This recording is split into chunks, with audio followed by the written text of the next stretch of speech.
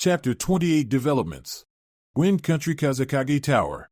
The desert was very inhospitable for many, including some that lived there. However, even in one of its rampaging sandstorms, Sabaka no Gara found it rather peaceful. It had been nearly a year since the monster that had plagued him for so long that wouldn't even let him sleep in peace was taken out of him. Ichibi no Tanuki Suna no Shikaku, he had died back then, only to be brought back a moment later thanks to the person who cursed him to begin with. The irony wasn't lost on him. He hated her for what she did to him, but he did thank her for giving him a chance to live. The former elder of Sunachiyo was old and mostly senile, however she had faith in the younger generation to make things right.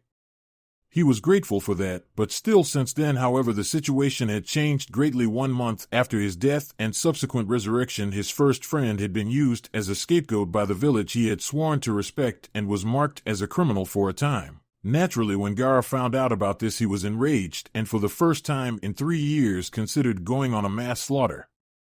He immediately cut his alliance with Konoha on the grounds that he could no longer trust them or in their alliance itself. This was soon followed by a number of other nations cutting their ties with the Fire Country as a whole, most notably those being the Wave and Spring countries. For 5 full months he hadn't heard so much as a whisper of Naruto's presence, and many thought he had just run away, but Gara knew that wasn't the case. Then just a little over 2 months ago he heard that he fought a member of Akatsuki on the outskirts of the Fire Country in search of the man who killed his teacher and godfather. Not just that, but the blonde had apparently killed the Akatsuki member by himself without any help.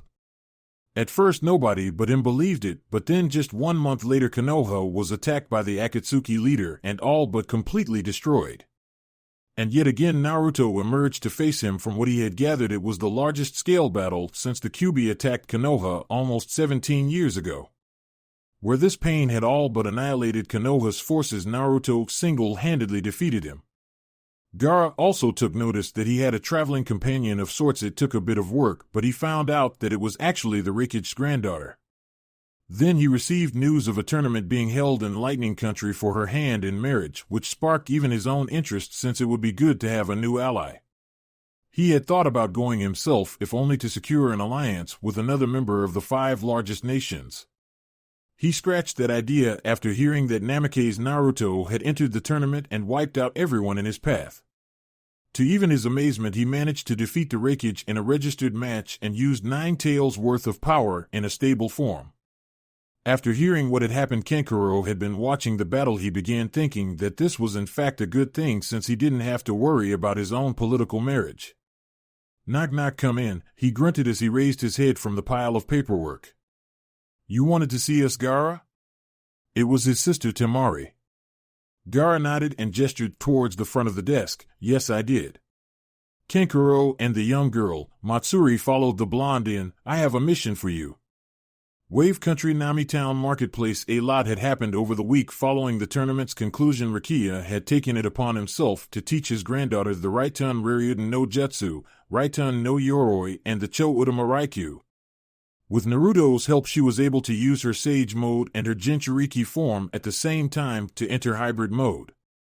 Following this, the 2 Sennin had returned to Wave Country with Shir, Darui, Team Samui, and even Yu, who actually turned out to be Shir's sister, believe it or not.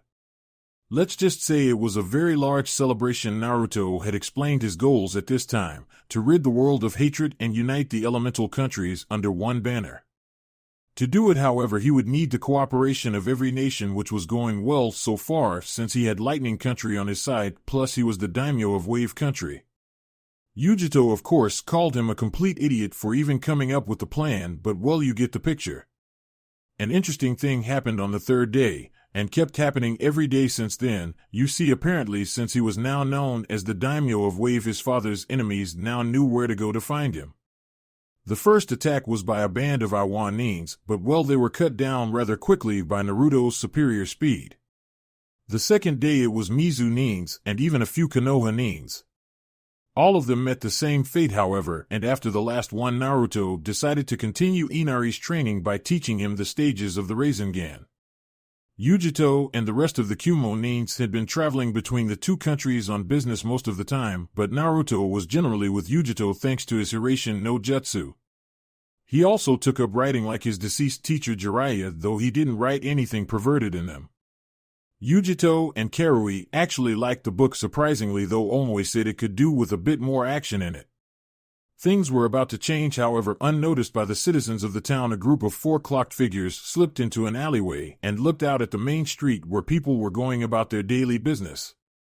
"Are you sure we can find him here?" Tsunade asked while trying to keep her face hidden in her hood. "I am unsure. My eyes are unable to ascertain his current location. Something appears to be slowing down the flow of my chakra," Niji replied. "Sounds like a chakra restrictor seal, only used on a larger scale instead of people.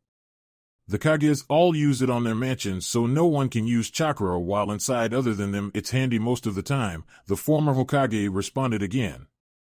"I believe this seal is over all city," the Hyuga stated. Tsunade just chuckled at that. This is an island nation. It wouldn't surprise me if the seal covered the entire country. "That is a possibility," he admitted. "Yash, then we will just have to search without the use of chakra," Lee spoke. "This island is massive. Do you really think he's even here? I mean, he's a daimyo now, right? Isn't there like a palace or something around?" Tintin asked. Niji just shook his head. "This is Naruto we're talking about.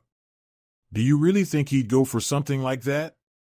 It's highly unlikely he'd want to live a relatively ordinary life and give whatever he can to his people." "I guess that's true." The former Hokage flinched slightly when he had said his people. "Hey, is that him?" the green-clad nin asked as he pointed into the street. The other 3 turned and saw a figure in orange, black and red walking down the street with a large scroll on his back. "It is him," Niji confirmed. "Look at the way they're treating him. It's like he was their hero or something," Tintin observed. "That's because he is. If it wasn't for him, this country would still be under the oppressive rule of a man called Gato. He took down the apprentice of Momochi Zabuza in singles combat after Sasuke was knocked out and convinced Zabuza to betray Gato," Tsunade said, surprising them. "I thought the Uchiha was the one who defeated Zabuza's apprentice," Niji said, confused. Tsunade just shook her head. "I discovered that Danzo falsified the reports to stop word from spreading that Naruto had saved the country." They all remained silent at that until they heard the sound of barely controlled sniffs. They turned and looked into the street once more and saw a young girl. She couldn't have been more than 5, crying at the entrance to one of the nearby shops. Naruto took notice of this as he walked and stopped upon seeing her. Without a word, he approached the crying girl and crouched down so they were at eye level. "Hey," his voice was soft as he cocked his head to the side. "What's wrong?" he asked her. She wiped away a few tears, but more just took their place. "I am sorry, I sniff G got sniff my mom and I sniff." Naruto smiled at her in understanding. "So you got separated from your mom, huh?" Unable to utter a response, the girl just nodded. "It's all right." He placed his hand on her head and closed his eyes. Chakra Nami. A weak but very wide shockwave shot out from where he was and washed the entire town. "Your mother is down the street outside of Kato Cavern looking for you. Do you know where it is?" The girl's tears had stopped and she nodded with a smile. "Why, yes, I know it. Thank you, Daimyo-sama. Don't mention it. I wouldn't be a very good leader if I didn't listen to the needs of my people now, would I? Run along now, your mother is waiting," he said kindly. She waved as she dashed towards where her mother was located. The people watching couldn't help but comment on how he managed to reassure a child with ease. Most of the girls around his age had hearts for eyes when they saw he was good with kids. Lee, on the other hand, the country's flames of youth are burning brightly with him as its core. Tsunade reluctantly agreed. "Yes, I know. They don't consider him their protector or even their lord. They appear to think of him as hope incarnate," Niji observed. "He was the same for us to remember?" Tintin asked them. "Are you going to come out now or not, Konohanins?" They all froze as Naruto turned towards where they were hiding. "I painted the Hokage monument in broad daylight and wasn't caught until I was done. So what makes you think you can hide from me in my hometown?" he asked them with what they thought was annoyance. "He found us?" "How?" Niji asked in thought as the 4 stepped out of the alleyway and into the street.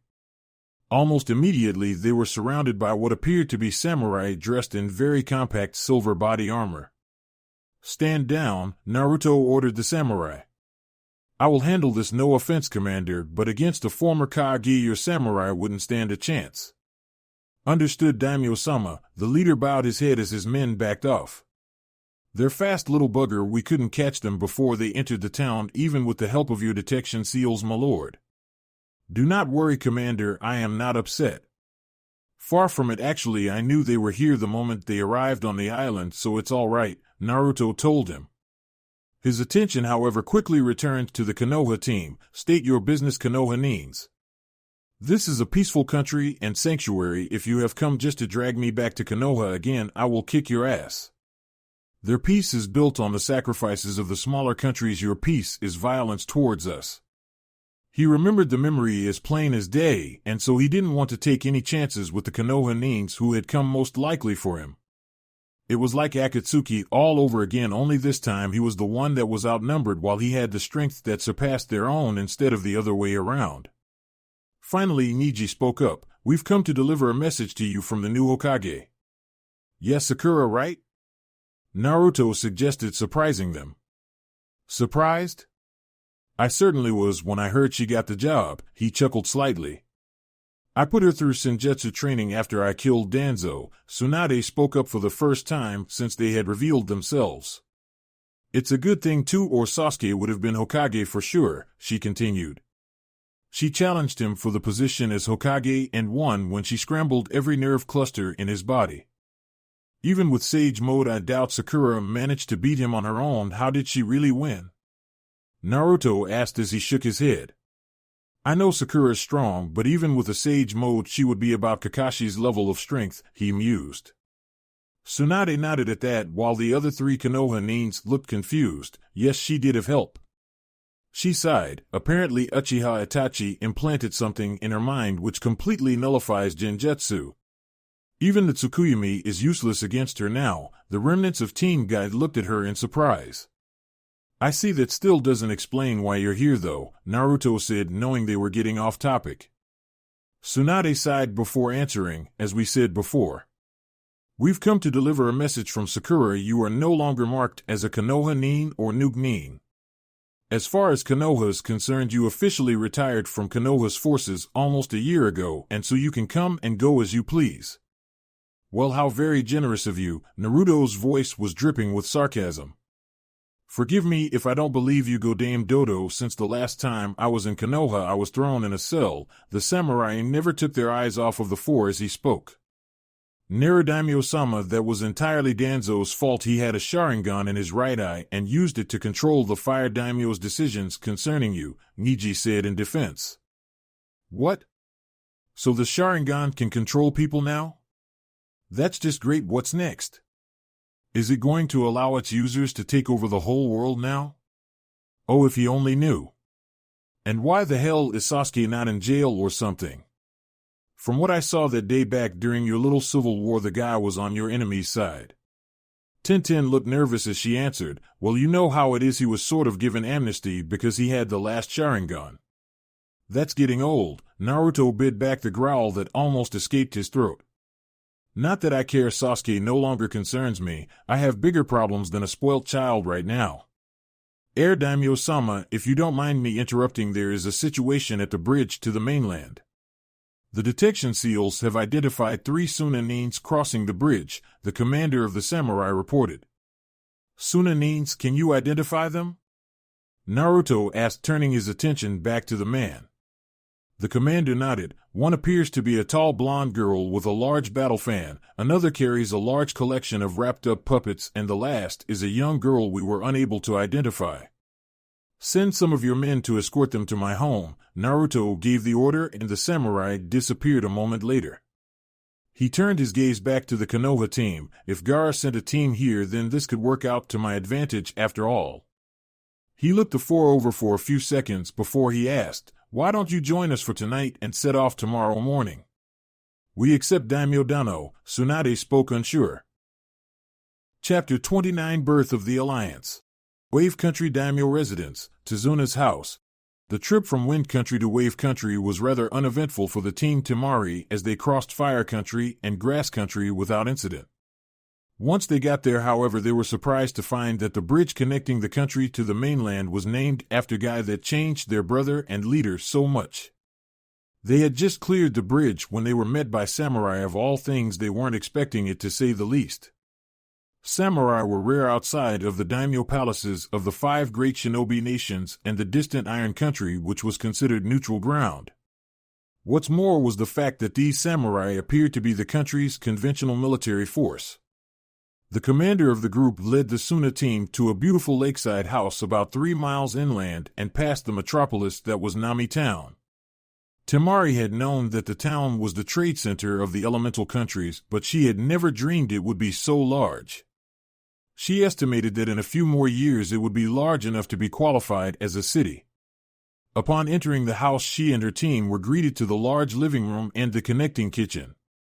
Her eyes widened slightly in surprise when she saw that sitting at the kitchen table was Senju Tsunade and the remnants team guy of Konoha.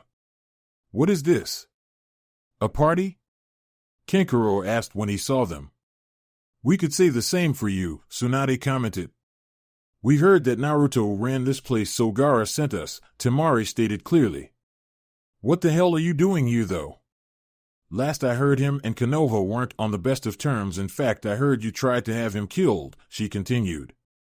"That was Danzo's doing, not ours," Tintin defended. "Oh, stop that. Naruto's out at the moment since Yujito is supposed to be returning today, so you'll have to wait until then," came a calm voice, and the team turned to see a dark-haired woman coming down the stairs. "My name is Tsunami. Will you be staying long?" she asked. Temari nodded. "Just a little while. We have some business with your daimyo." The woman smiled softly. "He should be back shortly, so please be patient." "Are we there yet?" "No." "How about now?" "No." "Now?" "No." "Shut up already." Karui yelled at the dark-skinned youth beside her. "Don't be such a grouch, Karui. I'm just a little bored here. Once we get to Nami Town, the ladies will be all over me, so I probably won't have the time to hang out with you," Omwe said with an almost lost look. Karui snorted at that. "Is that all you think about?" "Yes," he answered immediately. "You're an idiot," she said simply and kept walking. "Oh please, he doesn't hold a candle to Naruto's kind of idiocy, and everyone knows it," she stated, causing most of the group to chuckle. "Hey, now that's my fiancé you're talking about, you know?" Yujito spoke with annoyance dripping into her words. "If you're going to make fun of him, at least say it to his face," he continued as they walked. "With all due respect, Yujito-sama, if I had said it to his face, he would have flattened me like a pancake," she said with a sweat drop. He suddenly noticed that she was looking behind him instead of at him. "He's behind me, isn't he?" She nodded, and he turned slowly, seeing Naruto walking alongside him. "Hello, Daimyo-sama, nice weather we're having?" Raisinkin, there was a resounding smack as Naruto lightly tapped Shir on the back. He was blown forward and crashed into a tree upside down, but unharmed. "Now what have you learned?" "To pay attention to my surroundings," the Kumo-nin replied as his eyes seemed to spin. "Why is the world spinning?" he asked. "I didn't hit you that hard," Naruto sighed and shook his head as Darui, "and you helped him up." "It's one of those days," Samui sighed as she watched the scene. Just then Yujito pulled her fiancé into one of their kisses, and he melted into it almost instantly. After they pulled away, Naruto heaved slightly. "Well, it's good to see you too." "So you did miss me?" He grinned. "Sorry, but grandfather is intent on making me rakiage when he steps down, so he wants me ready by then," she explained. "I know, but still I wanted to spend a bit more time with you without the others around, if you know what I mean," he grinned suggestively. "Pervert," she grunted. "Ah, but you love me," he shot back. "As heartwarming as this is, can we please go now?" "I want to get there before nightfall," Samui coughed to get their attention. "All right, I'm certainly meeting a lot of people today," Naruto sighed as he remembered he had guests. "What do you mean?" Yujito asked, confused. "A team from Suna and another from Konoha arrived about an hour ago. They're waiting at the house," he answered. I'm sorry, but there must be something wrong with my ears. Could you repeat that, please? Naruto asked the Suna team, his tone not believing. Kazekage-sama would like to request a formal alliance between Wind Country and Wave Country, Temari said again. Naruto thought it over for a second. An alliance with Wind Country would decrease the chance of someone attacking Wave while I'm gone. No one in their right mind would want to face two of the major villages, not to mention Konan pledged AIM's support as well. After a few more seconds of thinking, Naruto nodded, very well. On behalf of the people of Wave, I accept your offer of an alliance. Temari nodded, thank you, Daimyo-sama. I'm sure Kazekage-sama will be pleased to hear of this. Naruto grinned, oh, if I know Gaara, he probably had this planned from the moment I entered the Tournament of Thunder. The two siblings looked sheepish at that. Probably, Kankuro shrugged. You do realize that this makes Wave Country the most important nation in the elemental countries, right? Yujito asked. I mean, with two of the major villages and one minor village providing support, then this country is essentially the center of international power. Not to mention the fact that Wave is the center of trade in the elemental countries. Exactly, Naruto said and leaned back in his chair. No country would dare attack us because if they did it would hurt their economy, and I know no one wants to lose their money. Tsunade and the rest of the Konoha Nins watched all of this in silence. Just then Tsunade spoke up, I cannot offer an alliance at this time, Daimyo Dano. I'm afraid that falls under the jurisdiction of the Hokage alone. Naruto shot her an amused look, really? Not the council? I thought they were the true rulers of Konoha. That little dig hit every one of the Konoha Nins, no Daimyo Dano. Not anymore. The council no longer has any say in how things are run both inside the village and without, Tsunade stated. Right, Naruto nodded, though part of him didn't believe it. Naruto, there's something else we need to tell you. You have a right to know after all, Tsunade said almost sadly. You mean other than the fact I had the Kyuubi in my gut, my father was the man who sealed it, and that I am the son of the Yondaime Hokage? Naruto deadpanned. What is it? It's not like I'm not used to people not telling me anything, he said impatiently, surprising the Konoha Nins. Kakashi is dead, Tsunade replied. Naruto just stared. What? Kakashi was killed fighting off root agents during the Civil War, she continued. I see, Naruto finally said as his fists clenched. I would like to bring up one other bit of news which I'm not sure you've heard, Temari stated. What is it? Asked the Kitsune Nin as he turned his attention back to the Suna team. Iwagakure no Sato was destroyed 3 days ago, Temari said, shocking the group. Are you sure? Yujito asked, knowing how powerful and dangerous that country had always been. Kankuro was the one who answered, yeah, we heard about it from Gaara himself. The entire village is gone. We found a few survivors, mostly civilians. Matsuri continued from there. When we asked about it, Gaara-sama said the snake has returned and that you would understand what he meant. Snake? What does that mean?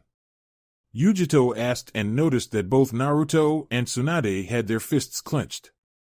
It means, Naruto started, that Orochimaru or someone close to him attacked Awa and destroyed it. Whoever it is probably has control over Otogekure too. It would explain what an Oto Nin was doing in the Tournament of Thunder back during the preliminaries.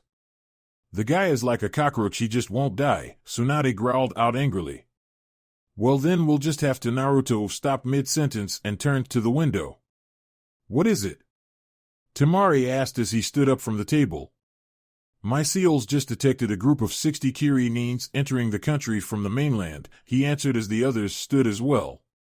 Kiri Nins? Niji asked. Nukanen's more like it, they've been popping up trying to kill Naruto since the tournament, Yujito replied as she threw on her cloak. This shouldn't take long, she stated as Naruto and the assembled Kumo Nins took off away towards the town. Should we go with them? Kankuro asked his teammates. Temari nodded, they did accept the alliance. A moment later they had gone after the group. Godame-sama, your orders? Niji asked in a business tone. We can't interfere, but we can watch, the former Hokage spoke and took off into the trees followed by the other Konoha Nins. Wave Country Nami Town. The citizens of Wave had quickly become used to the many shinobi that threatened to kill anyone who stood in their way of attacking the daimyo.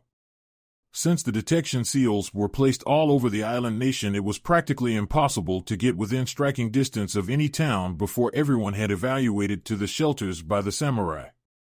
So when the seals detected the Kiri Nugnin task force entering the country, everyone from the towns were already in the shelters. Some shelters were below their shops, and some were below their homes, though the larger shelters were constructed inside a number of mountain complexes. "Where is everybody?" one of the Nukanins asked as the group of 60 made their way through the seemingly empty streets.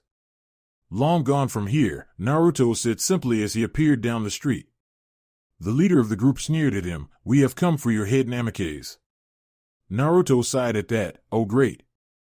Not you losers again. Can't you find something better to do than get your ass kicked by me? Suetun ozu matoi no jutsu." "I guess not." The blonde sighed again. Hybrid mode activated. Yujito instantly appeared behind one of the Nukanins and slammed him into the ground with unbelievable force. The advanced reflexes given to her by the Raitun no Yoroi allowed her to evade the strikes that were sent at her by the nearby nins that were quick to react to the new threat. With every hit she landed, the nins were left as broken bodies in the street. "Kaizuki," she whispered as her flame-covered arm sliced through a few more Nukanins. "You know the pain of loss, and you are working for your justice just the same as I do for mine. People are driven to revenge in the name of justice, and so it becomes a chain of hatred." "Futon Raisenkin," Naruto whispered as chakra and wind encased his body from head to toe. "Futon Kaze Shuenpa," he disappeared in a flash of yellow light a moment later. What followed was a one-sided battle. My god, Tsunade could only watch as the Nukanins were practically engulfed in a torrent of yellow and blue lights. "I told you these two are as strong as Gaara. Probably even stronger now," Kankuro told his sister.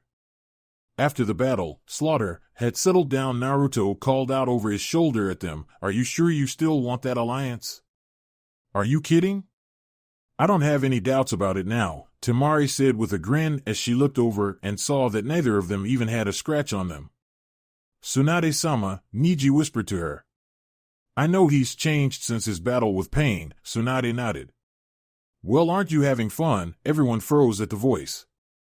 Naruto turned swiftly towards where it originated and said one single frightening word, "You. Would you like to have a chat, Namikaze Naruto? After all, Toby is such a good boy," waved Uchiha Madara. Chapter 30. The Encounter. Wave Country Nami Town. Naruto shot forward immediately at speeds even ninja could reach and appeared on the roof where Madara sat with his legs over the edge. "Rasengan," he called out as he buried the chakra ball into the masked man's chest. It phased right through him, however, and hit the building itself and shattered it like glass. "Straight to Rasengan, huh? You know that won't work on me," Madara spoke as he jumped away and landed on the next building over. "Uchiha Madara," Naruto growled as his blue-crimson eyes glared up at him. "Ah, so you've heard of me? Well, since Toby is a good boy, then I guess Madara will be the bad boy then, huh?" The Uchiha said as his voice took on a darker tone. "Did he just say Uchiha Madara?" Tsunade asked barely above a whisper and looked up at the Akatsuki member. "Ah, so little Tsunade is here as well, long time no see," Madara waved cheerfully. Before anyone could speak, Yujito appeared behind him with the help of her Raitun no Yoroi and slashed at him with her flame-covered arm. "Kaizuki," she whispered as her arm cut through with minimal effort. "You're fast, Namikaze Yujito," Madara said mockingly, seemingly unaffected by her hand which was now protruding from his chest. "None of your attacks will work on me, however," he commented. "We'll see," she said as she pulled away. Naruto instantly appeared in front of him and slammed a monstrous punch into his mask-covered face. "Futon Raisenkin." The Uchiha flew through the air before he crashed hard into a nearby building, causing it to collapse from the impact. "So elemental enhanced chakra can get through that jutsu you're using to avoid our attacks. It looks like Mom was right after all, Madara," he said. Madara rose from the ruins of the building a moment later with a large crack going down his mask.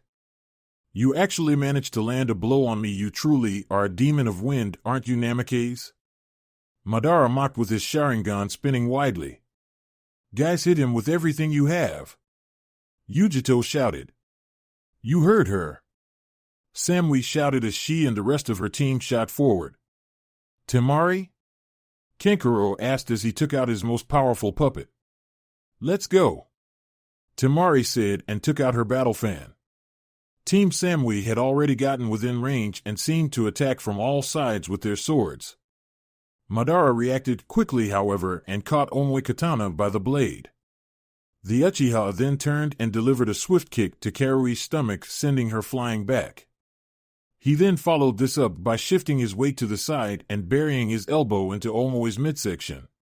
The Kyumo Nin's weapon dropped from his hand and Madara caught it in midair a moment later. Faster than the eye could see, he had turned and parried Samui's strike before planting a monstrous kick to the team leader's chest.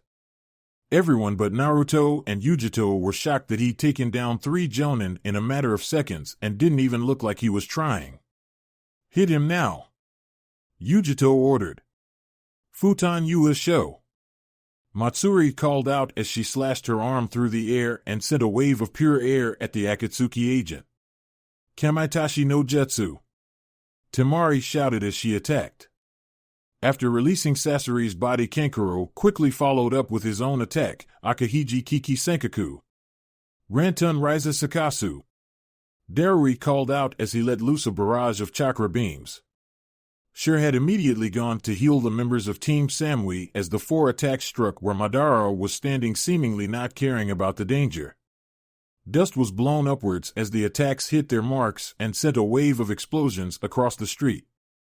Oniketan Gokaku no Jutsu. A ball of blue fire erupted from the smoke and came at them faster than any fireball they had ever seen. Futon Rasen, Naruto whispered as he created a plate of wind chakra to deflect the attack. 4 more blue fireballs emerged from dust and struck the Suna team and Darui. They were smaller than the previous one, however, and appeared to explode upon contact with their targets. Oniketan Hosenka no Jutsu. The Suna team were left barely conscious on the ground from the attacks. Madara suddenly appeared behind where Naruto was standing and threw out a punch that was aimed at his head. Naruto immediately evaded the strike and swung his arm back to catch his opponent off guard, only for Madara to duck and land punch to his chest. The force behind the blow surprised the Kitsune Sennin as he was sent sailing through the air. Kage Bunshin no Jutsu, 4 clones appeared with him in midair and immediately started to charge his attacks. Futon Suin Raisin Shuriken. He called out as he threw the pair of chakra shurikens at where Madara stood. The Akatsuki agent stood his ground as he saw the attacks approach while their disturbing bell-like screech filled the air.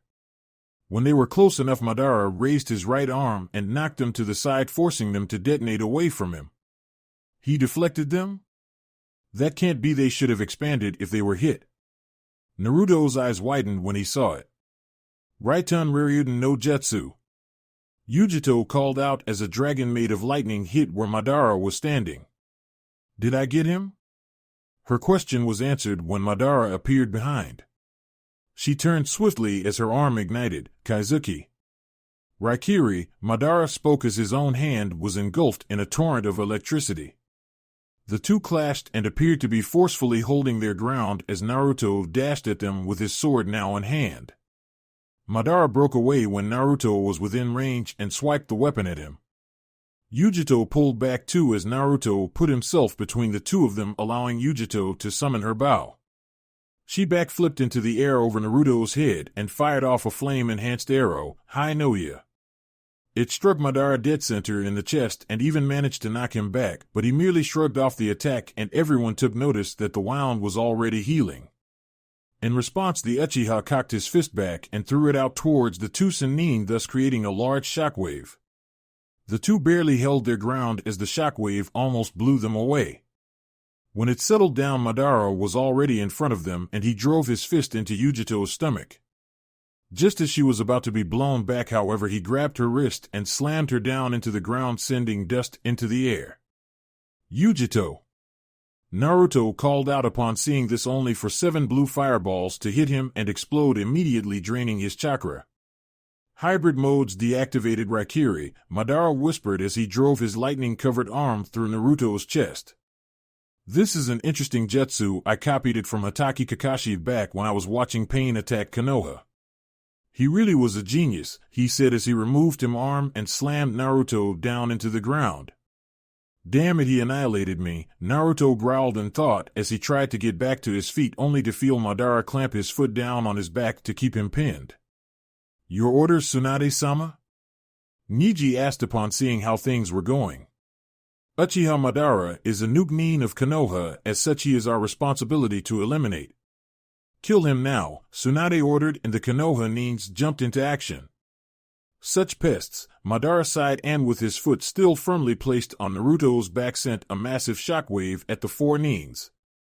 They all crashed hard into the ruins of a nearby building. It's all a part of the plan. The Uchiha turned his attention to the blonde beneath his feet and asked upon seeing his glare, "Why so serious?" "I'm gonna kill you," growled the Kitsune Sennin. "Ha ha ha ha, I don't think it will be so easy. I have a plan too, you know? I just want to talk for now," Madara explained, unaffected by the threat. "Talk?" Yujito asked as she struggled to look up. "Yes, how did you make Nagato betray me?" "I'm curious as to how you managed to do something like that," Madara replied as he turned his attention back to Naruto. The Kitsune Sennin glared up at him. "That doesn't matter." "True, but Naruto, in you I can see the Shodai Hokage, the way you act and the way you talk. You carry the will of fire, and with it you have been chosen by fate," Madara continued. "What the hell are you talking about?" Naruto growled at him. "Someday you will fight Sasuke, or rather I will make you fight Sasuke. The fated battle between your will of fire and his will of hatred has been a long time coming. I will use Sasuke to make people acknowledge the Uchiha clan just like I used Nagato to draw you out of hiding. Then and only then will peace be attained," Madara explained. "Peace?" Naruto spat. "What the hell are you talking about?" he asked again. Now we get to the heart of the matter. Let me tell you about my Monai plan. Everything will become clear to you once I have. Everything will become one with me. It will be a perfect union, and I will finally be complete," Madara began. "What the hell does that mean?" Yujito growled as she managed to force herself onto the knees. At the dawn of the shinobi world, the Rakudo Sennin became known as a god among shinobi. The Monzai plan is connected to what made him become worshipped as a god. You see, he saved the world from a monster. A monster which was a fusion of all of the Biju of today known as a Jubi, the Akatsuki agent explained, shocking the various ninja in the area. "There's a Biju with more tails than Kyubi?" Yujito half shouted in disbelief. Madara nodded at that. "Like I said, it is a fusion of all of the Biju. The other 9 beasts are nothing more than the stripped-down versions of the Jubi's chakra, and the Rakudo Sennin was the one who divided the Jubi's chakra. In order to protect the world from the demon, the Rakudo Sennin created a new jutsu which is still in use today as the Jinchuriki no Jutsu. The jutsu which can seal away a Biju into a child," Madara explained again, shocking everyone. Tsunade couldn't seem to think about what she'd heard. Rakudo Sennin sealed the demon in himself and became the first Jinchuriki in order to stop the monster. He saved the world from the Jubi and became worshipped as a god, but the demon's chakra was too powerful and deadly. When he discovered that the seal would break once he died, he knew it would wreak havoc on the world again. On his deathbed, he divided the Jubi into the Biju of today and sealed the Jubi's body and soul into the sky. Naruto, you should know what jutsu he used, since Nagato used the same thing on you, only on a much smaller scale," Madara said. Naruto knew what he was referring to. "You mean that moon that Nagato sealed me in when I used 6 tails?" Madara nodded knowingly. "It is called Chibaku Tensei, and the moon in the sky is a Chibaku Tensei constructed by the Rakudo Sennin to imprison the Jubi forever. The Rakudo Sennin used the Jubi's own power to defeat it, and it still remains trapped until this very day." "That still doesn't explain what you want exactly." Naruto growled as he tried to get up again. "What I want? I want to revive the Jubi and become its Jinchuriki. That's what I want. With its power, I will be able to completely recover from the damage I sustained at the hands of Senju Hashirama at the Valley of the End." With its power, I will be able to accomplish my Monai plan, Madara explained. And what is that exactly? Yujito asked as she sent him a glare. Mugen Tsukuyomi will allow me to project a genjutsu onto the moon itself. In doing so, I will be able to cast an illusion over everyone on Earth. I will control everyone with my genjutsu, and the world will finally become one. A world without ill will or strife. Everything will become one with me. Everything will become united. That is my Monzai plan, and that is the peace I seek, Madara declared. Unite the world? Your peace is nothing but an illusion. I won't allow you to create a world without dreams. You just want the world for yourself. Naruto yelled up at him. Perhaps I should take you now. You could prove difficult later on, Madara chuckled as his hand became encased in lightning. Naruto! Yujito shouted as she saw the masked man go in for the finishing blow. Naruto's body erupted into a column of crimson light, forcing Madara to back off. The column soon dissipated, however, leaving behind a four-tailed chakra fox standing on two legs glaring at him. How about I show you exactly where you can put that plan of yours? Naruto bellowed at him. Oh dear, I think I'd prefer not to fight a high-level Jinchuriki, the Uchiha muttered. How about two of us? Yujito asked as she was encased in purple flames, though it didn't expand to its fullest form. She resembled a human-sized flame-covered chakra cat with two tails. She instantly appeared in front of him and landed a seemingly invisible punch to the Uchiha's face. Ouch, that hurt, you know? Madara groaned as he stood seemingly unharmed. Oh, don't give me that look, you two, he said upon seeing the glares the two Sannin were sending. Like I said before, I'm not here to fight, so I shall take my leave, he bowed mockingly and chuckled. Since you clearly won't hand yourselves over to me willingly, consider this a declaration of war. The Fourth Great Shinobi War, to be exact, he stated clearly. A war? Tsunade said as she managed to get to her feet. Of course I may be in a weakened state, but I do have 6 of the 9 Biju. They can be extremely useful tools for me, Madara replied. You won't get away with any of this, Madara, Naruto growled at him. Next time we meet, it will be on the battlefield, Madara told them as his mask began to spin. Know this, Sannin, I will be coming after you. A moment later he was gone. The street descended into silence. After he had gone, Reikich-sama should be informed of this, Samui said as she shook her head. Gaara should as well, Kankuro sighed. Was that really Uchiha Madara? Tsunade asked as the Konoha Nins recovered too. Naruto nodded as the two Sannin powered down. Yes, it was. He's the one responsible for summoning Kyuubi no Kitsune to attack Whirlpool Country and Fire Country nearly 17 years ago. My God, Tsunade shuddered from thoughts. What do we do now?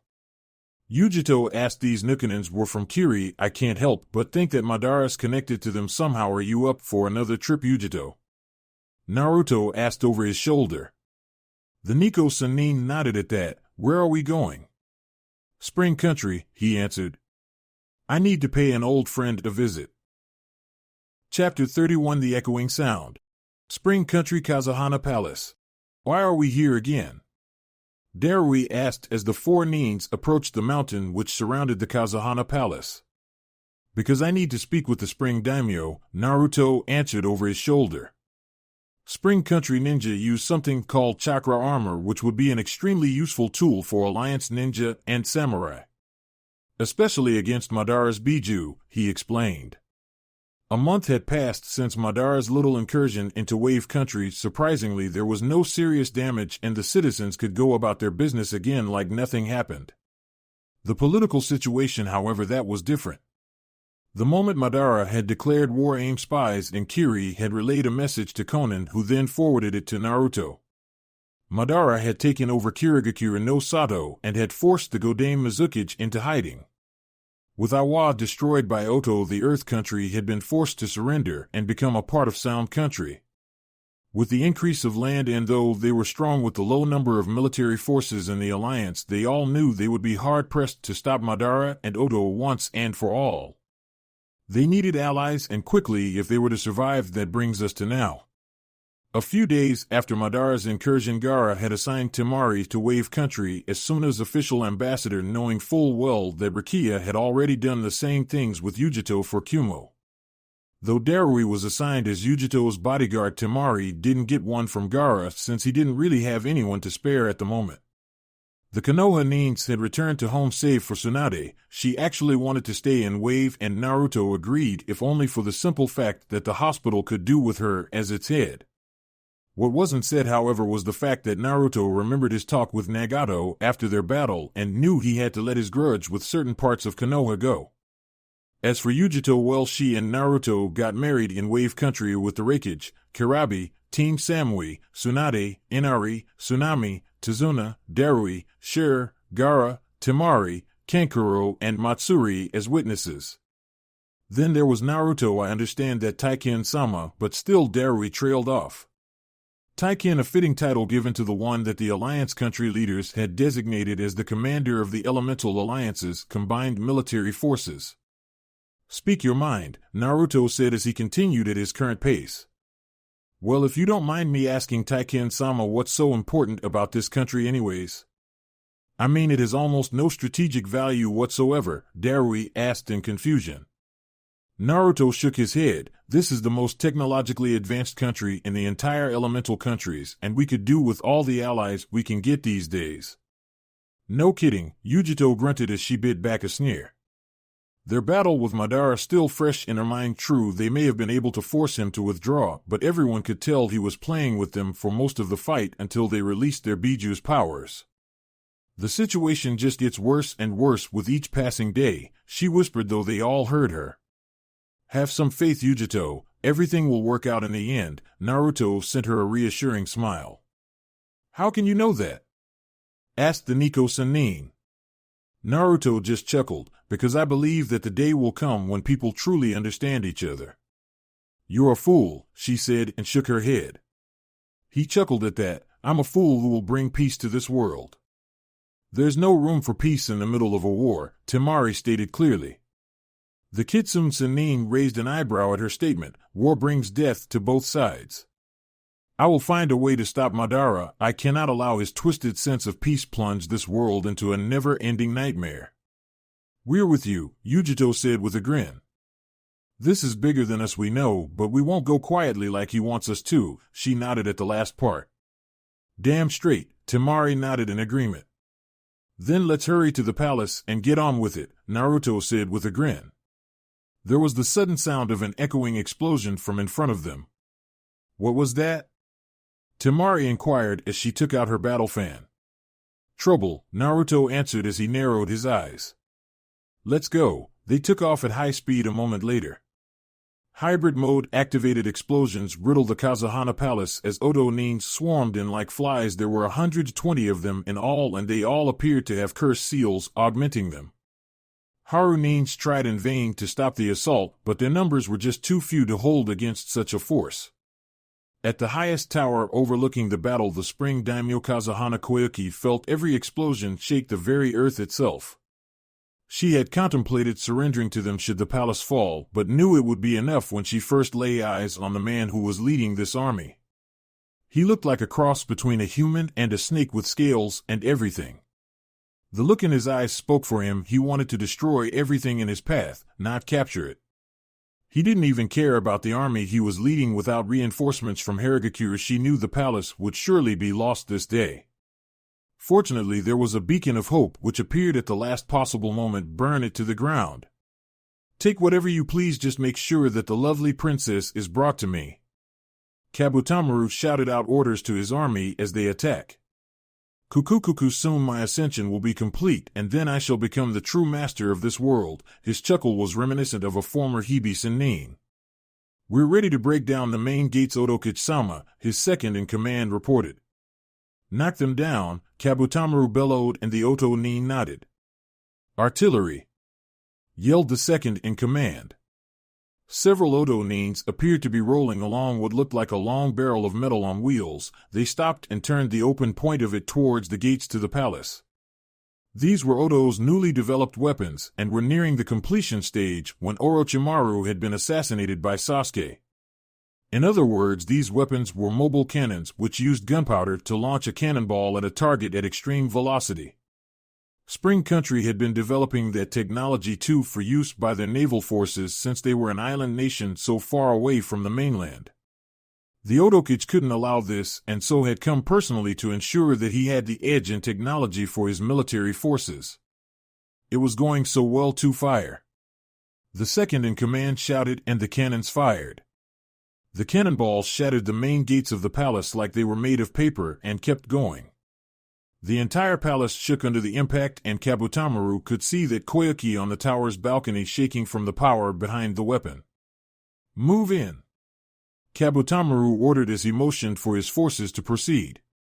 They put up a fight, but Awa was a major shinobi village and even they fell against me. Kamaitashi no Jetsu. A sudden gust of wind struck the front row of the attacking force. "What?" Kabutamaru thought in surprise. Futon Kamikaze no Jetsu. It was soon followed by a massive tornado striking the group and tearing a good 15 of them apart. Rantun Riza Sakasu. Explosions littered the Oto-nin's formation as beams of light slammed down on where they stood. Katancho Daikaizuki. A blade of pure fire slashed along the ground, practically carving out the earth itself and wiped across the land. The attack was so long that it would have been able to slice a mountain in two if its user wanted to, so naturally no one could survive taking a direct hit from it, and even if some Oto-nins dodged it, they had third-degree burns left on their bodies. "What is this?" Kabutamaru growled with narrowed eyes. "That would be us," Naruto answered as the dust settled, allowing Team Alliance to be clearly seen. "Naruto Kuin Kukukuku, it's been a long time," the Otokage chuckled.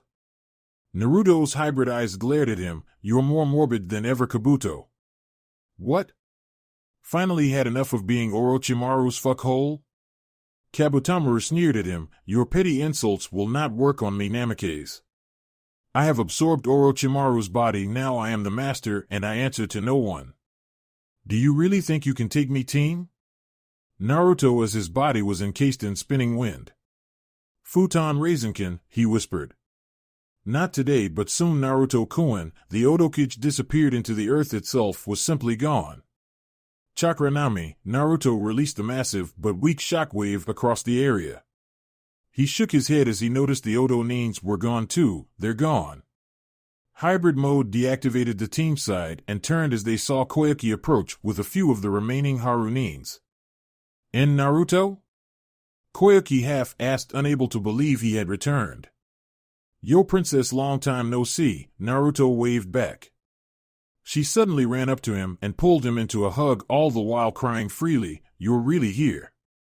Yeah," he said in understanding. After all that had happened in Konoha, Kumo, AIM, and now this, it was no surprise that the Spring Daimyo had reached her limit. Yujito, on the other hand, had gotten a little uncomfortable. "Hey lady, do you mind letting go of my husband?" Koyuki looked at her for a moment before pulling away. "Husband?" She raised an eyebrow at the Kitsune-nin. "So you finally got over that stupid crush on Sakura, huh?" "Moved on is more like it," Naruto responded. Koyuki nodded. "Come inside and we can discuss matters there. Thank you for the assist. Were it not for you, the palace would have surely fallen." "May I ask why you are here, though?" Koyuki asked in a business tone. "I'm sure you've heard about the recently formed Elemental Alliance, correct?" Naruto spoke from across the table. Koyuki nodded at that. "There isn't a single nation that hasn't. Wind, wave, lightning, and rain countries have all effectively merged, creating a force much larger than any single country could ever hope to possess." Naruto nodded. "Well, we were wondering if Spring Country was interested in joining the alliance." Koyuki stared at him for a few seconds before she sighed. You've caught me at a bad time, Naruto." At his confused gaze she continued, "We've been having some problems with Sound Country for the better part of a month now. I'm sure you know that they've annihilated Awa and assimilated Earth Country. They burned the entire village to the ground and slaughtered anyone in their way with their new weapons." "Yeah, we saw them. They blew through your main gates like they weren't even there," Yujito said as she remembered the cannons as she'd heard the nins refer to them as.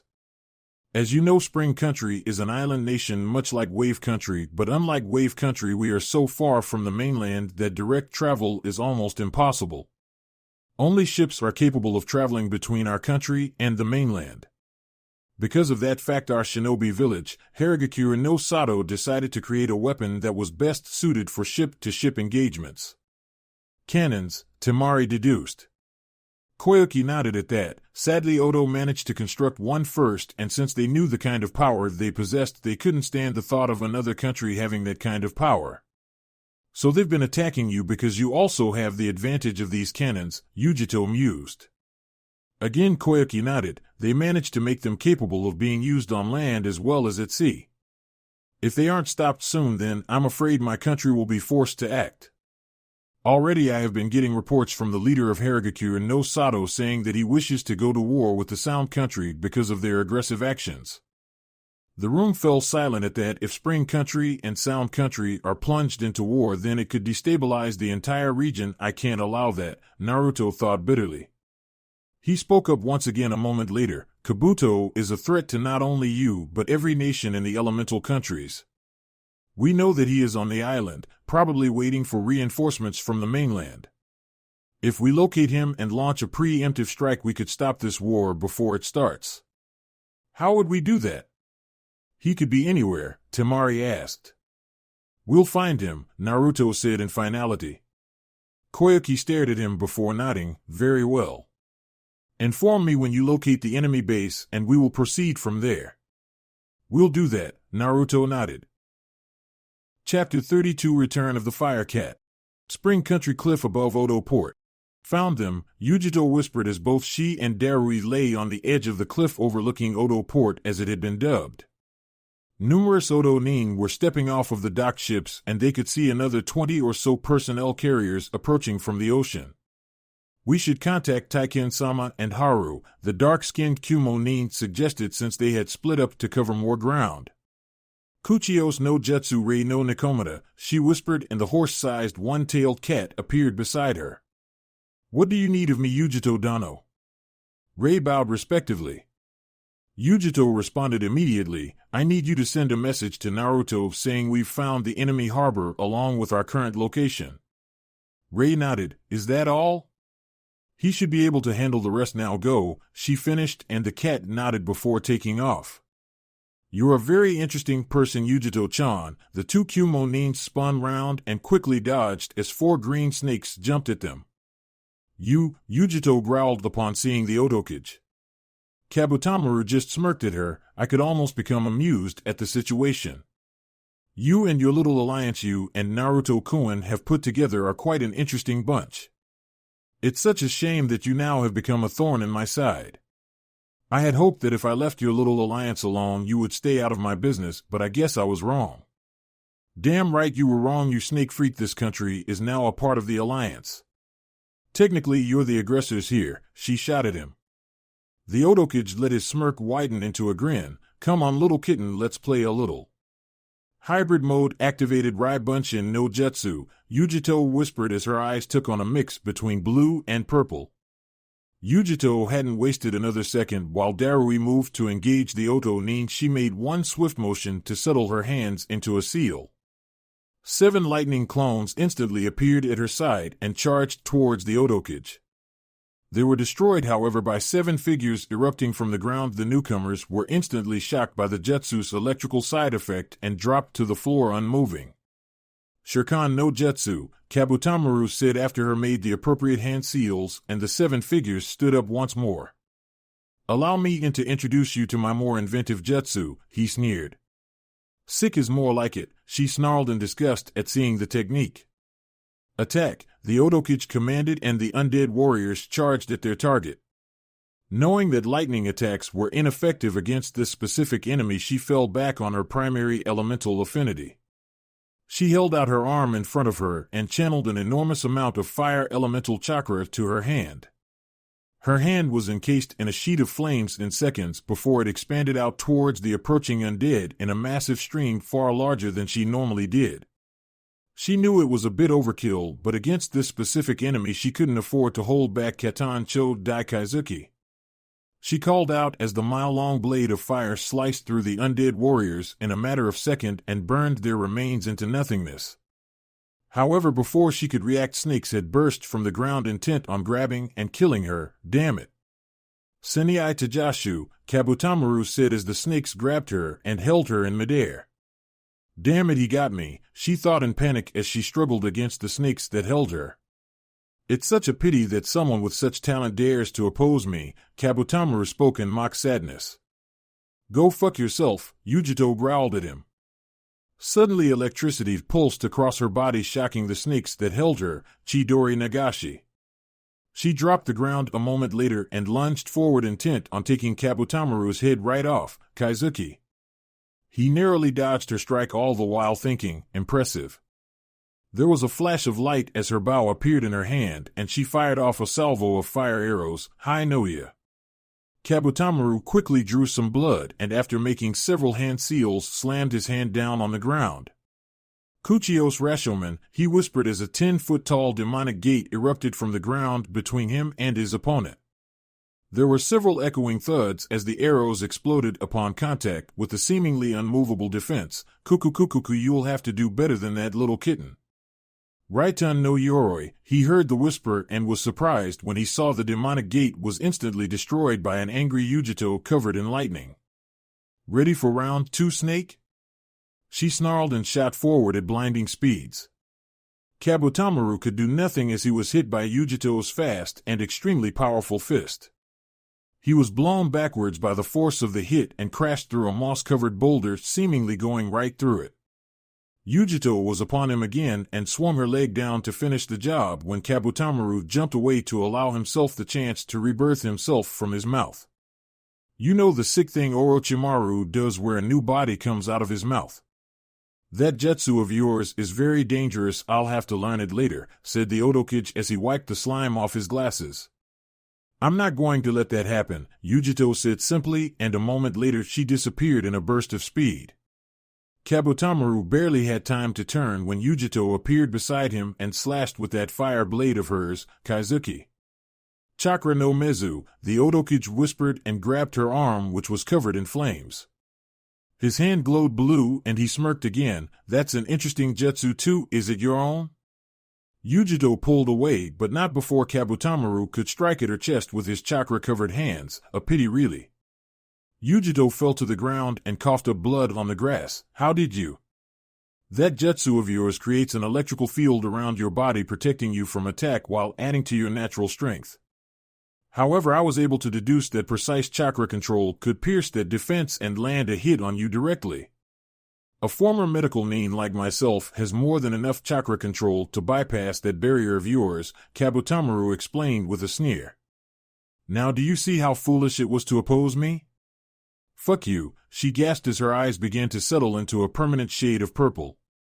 You first, the Otokage sneered again and sent his snakes to finish the job.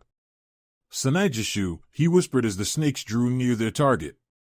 Yujito's eyes widened upon seeing the snakes approach. Damn it. Her form exploded into a pillar of purple flames, instantly incinerating the snakes and forcing Kabutamaru to jump away.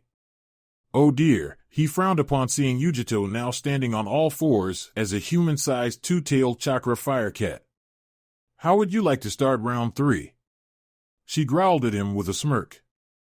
The Otokage didn't answer. Instead he opened his mouth and expelled a wave of snakes at her, Mandara no Jin. Hi Nami, Yujito growled as she slashed with her arm and released a wave of flames which incinerated the snakes. This girl, Kabutamaru thought angrily as he jumped back out of the range of her attacks. Suddenly a ball of crimson flames formed in front of her mouth and she swallowed it a moment later. She settled down on all fours again as her mouth glowed white before she expelled the superheated ball of fire at her target. It changed into a stream of fire which Kabutamaru barely managed to dodge, and even then he was forced to rebirth himself again. Nakomata Enden, Yujito whispered once the blast died down. I've had enough of this farce, the Otokage sneered at her before he started forming hand seals. In response to this action, Yujito let the flames around her expand, and soon she was completely transformed into her Biju, standing at over 50 feet tall. Odo Nins. To me. Kabutamaru called, and instantly for Odo Shinobi appeared at his side. He finished his hand seals and whispered 3 very frightening words, Kuchios Edo Tensei. Almost instantly the 4 Odo nins were pulled into the ground by what looked like hands. A moment later, however, the 4 coffins with the Roman numerals for 1, 2, 3, and 4 plated on them appeared from the ground. "You monster," the large fire cat growled at him upon seeing the coffins. The coffins opened one after the other, revealing 4 figures that she knew very well from the history books she had read. They were the Shodai, Naidame, Sandame, and Yandame Hokage Senju Hashirama, Senju Tobarama, Sarutobi Hiruzen, and Namikaze Minato. "Where are we?" the Shodai asked, but could nothing as Kabutamaru stabbed a kunai into the back of his head, followed by the others. "That hurt, you little brat," Tobarama yelled at him and tried to turn, but found that his body wasn't responding. "Well, this is new. I never expected to be let out of the Shinigami's stomach. It feels strange," Minato mused and looked up at the giant fire cat. "Nice kitty." "Damn, you really do look like Naruto," the cat said, surprising the 3rd and 4th Hokages. "You know Naruto?" Hiruzen asked. "Kill her now." Kabutamaru interfered, and the 4 Hokages reluctantly were forced to obey.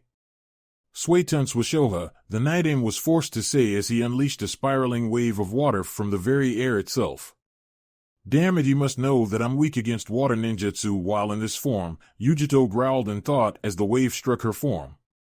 Her flames were gone in moments, leaving her crouched on one knee breathing irregularly. "It's a girl?" "Holy shit, she's a Jinchuriki," Tobarama said, surprised. "Kill her now." Kabutamaru shouted again, and the 4 were forced to attack again. "Damn it, this guy is really starting to annoy me," Tobarama grumbled as he tried to resist the Odo nin's control. "Even though our souls are now tied to the Shinigami, we still don't have the control to use these resurrected bodies," Minato growled as he tried to stop himself. Just as the 4 Hokages got within range to deal the killing blow, there was a flash of yellow and red hitting their vision. The 4 were suddenly blown backwards at high speeds before they managed to recover and get a look at the newcomer. Hiruzen and Minato almost had a heart attack there. Standing between the 4 Hokages and Yujito was a man who looked eerily similar to the Yandame Hokage. "In Naruto?" Hiruzen asked when he saw the whisker marks on the Kitsune Sennin's face. Naruto looked over his shoulder and asked calmly, "Are you all right, Yujito?" "Darui?" The 2 Kumo nins nodded. "Thanks for the save, Naruto," Yujito sighed as she stood once more. "Naruto?" Minato asked, not sure what to say. "Yo dad, long time no see," Naruto waved with a grin and saw the Sandame stiffen. "Don't worry, old man, I know why you gave me the name Uzumaki instead of Namikaze, so you don't have to explain anything." Hiruzen let out a sigh of relief at that. "Who's the kid?" Tobarama asked, confused. "He's my son," Minato answered, trying to remain calm. Kuku, isn't this ironic, Naruto-kun? Your loving father will be the one who kills you. The man who placed that burden on you will be the one who kills you," the Odokichi chuckled. "Shut your mouth, snake, you will be the only one who dies today, and that's a promise," Naruto growled back. Yujito clenched her fists at the declaration, "I'll handle Kabuto." "Do you think you can hold off the Hokages until I'm finished?" Naruto glanced at her worriedly for a second. "Are you sure? You must be exhausted after using your demon cat mode." Yujito just nodded. "You're the only one here at full strength and you're up against 4 of the Hokages." "I'll be fine, you just worry about them." Who is she, Naruto?" Hiruzen asked, looking back between the 2 Sennin. "My wife," Naruto answered simply, surprising the 3rd and 4th Hokages. "Where's Temari-san?" Darui asked. "She's helping to coordinate Haru's forces," Naruto answered as he closed his eyes, followed soon by Yujito doing the same.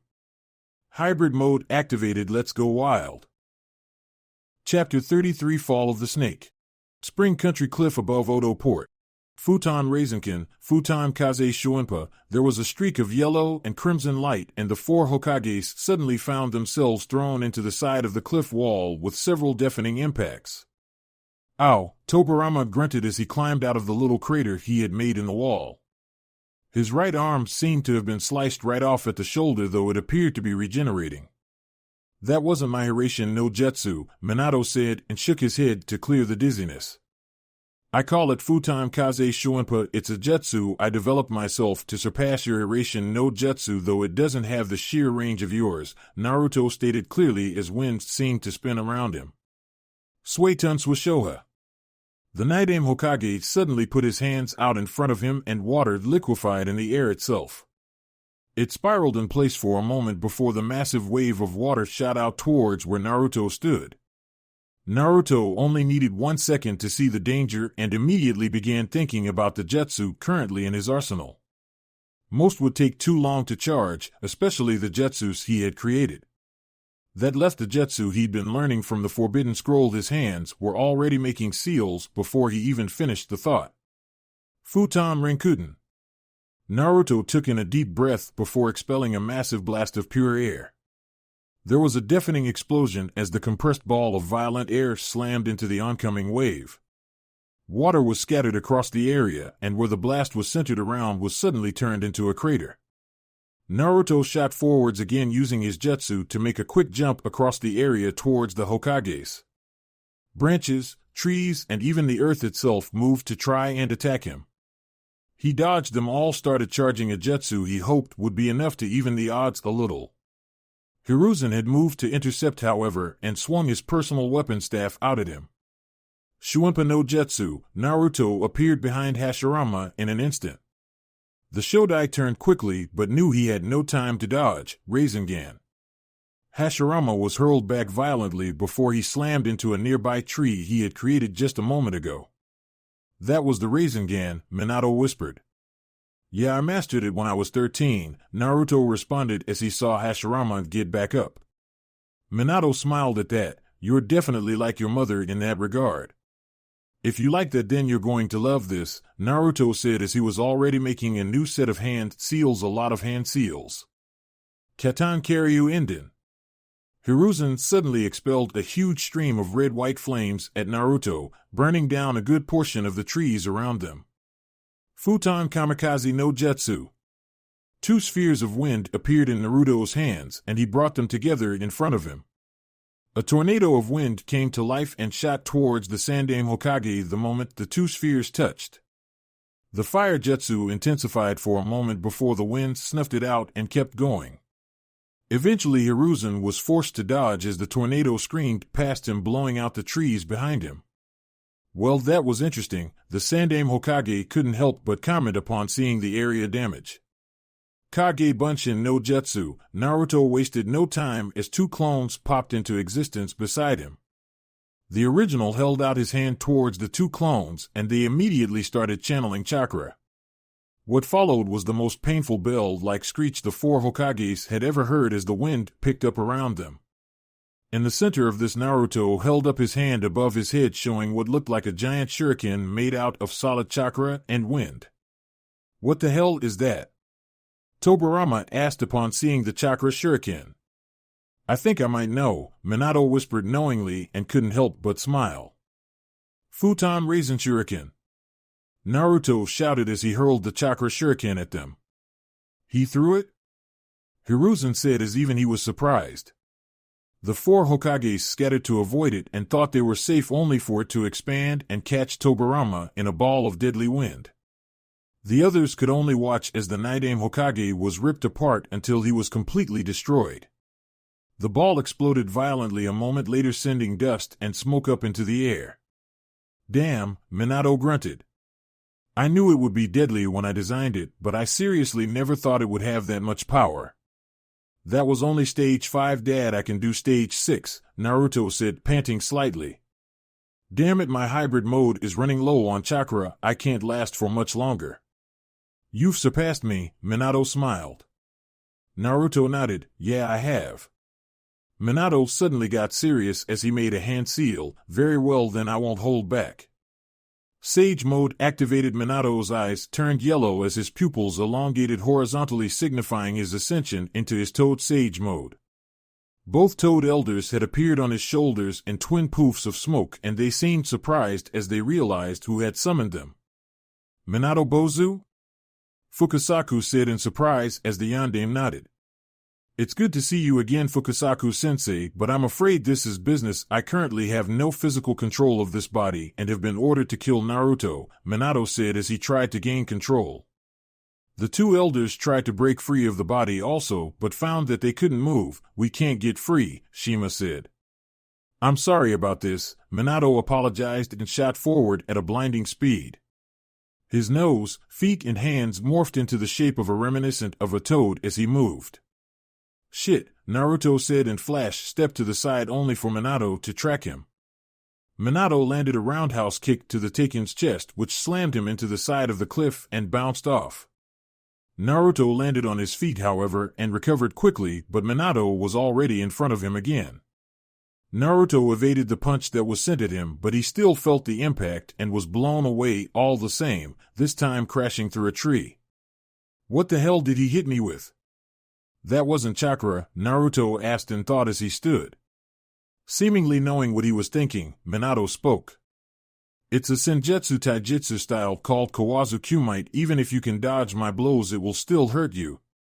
Be careful, Minato didn't want to fight but knew he had to all the same. Naruto wiped some blood from his lip and nodded, I understand. Watch out behind you, Minato warned as Hiruzen appeared behind Naruto. Shuriken Kage Bunshin no Jutsu, the Sandaime hurled a single shuriken at the Kitsune Sennin which moments later turned into dozens of shurikens. However, the volley merely bounced off the futon Rasengan, doing very little damage though Naruto knew he was running low on chakra now. I'm sorry Naruto-kun. The Kitsune Sennin jumped away when a column of wood sprouted from the ground intent on catching him. I'm in trouble here, Naruto thought as he touched back down a few feet away. He can't win, Minato said as he struggled to gain control of his body. Dad's right, I can't win like this. Every scenario that went through Naruto's head wasn't a good one. He knew he couldn't win again 4 of the Hokages at the same time. The only reason he'd been able to destroy one of them was because he'd caught that one by surprise. That's it. I may not be able to hold it for long, but it only needs to buy me some time. Hopefully, I can take out one of them as well before the Shodai suppresses me. He brought his hands to his side and clenched his fists as he tapped into his sealed chakra. What are you doing, Naruto-kun? Hiruzen asked as the blonde Sennin closed his eyes. His answer came in Naruto becoming engulfed in a column of crimson light which blinded everything from view. The light died down quickly, however, and the 3 remaining Hokages could only stand there in shock when they saw Naruto covered in a highly condensed cloak of crimson chakra with 9 swishing tails behind him. If you're going all out then so am I. Naruto's voice sounded like a snarl because of the chakra. He's my god, he really did manage to gain control of it, Minato said, smiling widely. Impressive to be able to tame such a power and not be of Senju blood is nothing short of ludicrous, yet here you stand. Let's see how much control you really have, Hashirama said, and placed his hand into a seal once more. Spring Country Odo Port. Get back here, you snake freak. Yujito shouted as she dashed after the Odokage. The man had made a run for it as Naruto fought the 4 Hokages, and though she had faith in him, even she knew he wouldn't be able to last forever. Their only hope was to kill Kabutomaru once and for all and hopefully undo the jutsu that resurrected the 4 Hokages. Kukukuku, as if I'll let myself be defeated by someone like you, cloud bitch, Kabutomaru chuckled as he ran towards the harbor. Kuchios no jutsu nibi no nikomata. There was a large poof of smoke as the Nibi's monstrous form was summoned onto the battlefield. Kitten, why have you summoned me? The fire cat asked as Yujito stood on her head and didn't appear to be getting burned. I need you to burn something for me, Yujito said simply and pointed towards the ships docked at the harbor. I need you to destroy every one of those ships before Kabuto escapes even as fast as Naruto and I, or we can't catch him at this rate. Nibi thought about it for a moment before a sadistic grin appeared on her flamed features. With pleasure, kitten. Her tail spanned out and 3 balls of pure red fire formed at the tip of each tail and in front of her mouth. Taju Nikomata Gokakyu. The 3 balls shot forward at high speeds and quickly reached their targets in a matter of seconds. They slammed into 3 of the ships, 2 in the dock and 1 off the coast, and exploded with a roar, sending a wave of heat in all directions. Buildings melted, Odo-Nines were incinerated, and the bulk of the Sound Country fleet was blown away, leaving nothing but floating wreckage. That felt good, Nibi commented with a smirk. Thanks for the help, Nibi-chan, Yujito said, and spotted a gray blur slithering away towards the nearby mountain. There he is. After him. Yujito shouted, and Nibi took off. Nikomata Gokakyu. Nibi exclaimed as a ball of crimson flames erupted from her mouth and exploded near where Kabutamaru was moving. The Odokage was unharmed, however, and continued on his way up the mountain. Nibi-chan, he's heading up the mountain, Yujito said, clenching her fists. That's no mountain, that's a volcano, Nibi declared, and took off after him. Kabutamaru waited at the edge of the crater overlooking the large amount of lava. He had become increasingly frustrated at the girl who was pursuing him. She had weakened him considerably during their battle, which had resulted in him being forced to resurrect the 4 already dead Hokages while he escaped. Things didn't go as planned, however, since Naruto showed up and challenged the 4 Hokages while Yujito had pursued him. The Kitsune Sennin would surely fall against the Hokages, but the girl, he would have to deal with the Nico Sennin himself. Originally, he had planned on running for a ship and then head back to the mainland, if only to fight another day. He had quickly become infuriated by the fact that Yujito had destroyed his invasion fleet with her summons, and he knew he had to kill her here and now if he wanted to survive. Up here at the top of the volcano, the air was thinner, thus her summon, that stubborn fire cat, could not sustain itself for very long, and neither could her own demon cat mode. A creature of that size needed a lot of air to remain conscious, and simply put, it couldn't breathe this high up. Kabutamaru heard footsteps for a moment over the sound of sparking ash and looked over his shoulder as he felt a presence behind him. Hello, Namikaze Yujito, the Odokage greeted and turned with scales appearing on his skin. Let's finish this snake, said the Nico Sennin as her bow appeared in her hand with a flash of light. Sage mode activated. Kabutamaru's body convulsed violently before his mouth opened and a large, monstrous snake shot out into the air.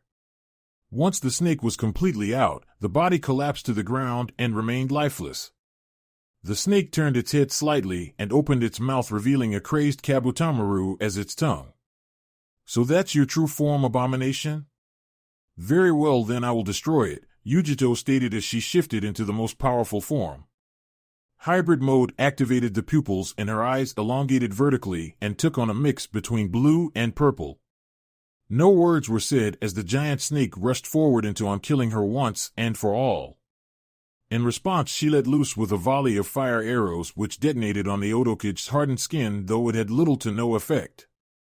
"Hi Noya," she whispered, only to dodge a moment later. The beast's tail caught her in the side as she evaded the initial strike. "He's fast." "Too slow." Kabutamaru shouted with glee as he turned swiftly and made to eat her. She used a bit of her fire manipulation to literally blast herself out of the way just as Kabutamaru slammed down on the ground where she stood moments ago. The ground shook as the Odokage disappeared into the ground. Yujito was forced to use chakra to hold herself to the ground as the very earth itself shook and cracked. Suddenly the cliff overlooking the crater gave way and an entire section of rock fell towards the pit of lava. Yujito regained her balance as she stood up and glared over at the other side of the floating rock where Kabutamaru hissed at her. "This is your grave, girl," the Odokage bellowed as he shot towards her. Yujito didn't move one shot. That's all she needed. With her bow raised, she aimed directly for the approaching monstrosity and steadied herself. The snake drew near, coming closer and closer. She couldn't run, she couldn't hide, she need to. A single arrow flashed into existence in the bow and she pulled it back, readying to fire. She took one single deep breath, let loose with her new technique. "Cho Hai Noya," Yujito whispered as the arrow ignited in a blinding red light. The arrow struck straight and true, exploding as it impacted the snake's face. It cried out in surprise as sparks danced across its eyes, temporarily blinding the creature. Yujito didn't waste any time after that and quickly, with her heightened speed, appeared behind the Odokage. She took hold of the beast's tail and, using the increased strength provided by her Raiton no Yoroi, swung the large creature around her in a circular motion. "What are you doing?" Kabutamaru growled out as she swung him around. Yujito's answer was the echoing war cry that escaped her lips as she swung the tail down towards the pit of lava the rocky platform was floating on. Kabutamaru barely had time to scream as his body was consumed by the inferno that lay below. Yujito watched silently as he slowly disappeared into the boiling lava, never to return. Yujito sighed in relief. "I did it." Suddenly the platform she was standing on started to shake. No, the entire mountain was starting to shake. Oh, please don't tell me the outer layer of the cliff edge overlooking the volcano's crater suddenly started to break and large clusters of rock started to fall into the lava. This is not good. The platform itself started to crack and splinter before her. Okay, that is my cue to leave. She channeled her chakra into her feet and she shot upwards into the sky while being propelled by her fire manipulation from her feet. She had just exited the volcano by the time the top of it exploded in a column of fire and brimstone. It was here that Yujito's chakra reserves finally gave out and she crashed headlong into a small forest just north of the erupted volcano. Hybrid mode deactivated. Chapter 34 Wool of Fire. Spring Country Mountain Range. Yoko Rasengan. A large ball of spinning crimson chakra exploded violently, reducing the forest to a crater. Unfucking believable to contain it and use it in a humanoid form. I didn't think it was possible. The concentration needed for such a feat is enormous. I doubt even I could do it in a million years, Hashirama said as he and the remaining Hokages stepped out from cover. A three-pronged kunai shot passed him and bounced off Naruto's chakra cloak. Hirashin no Jutsu, Minato suddenly appeared beside the human-sized fox with his jutsu in hand. Rasengan, he called out as he slammed the spiraling sphere of destruction into the crimson fox's chest. Get with the program, Dad.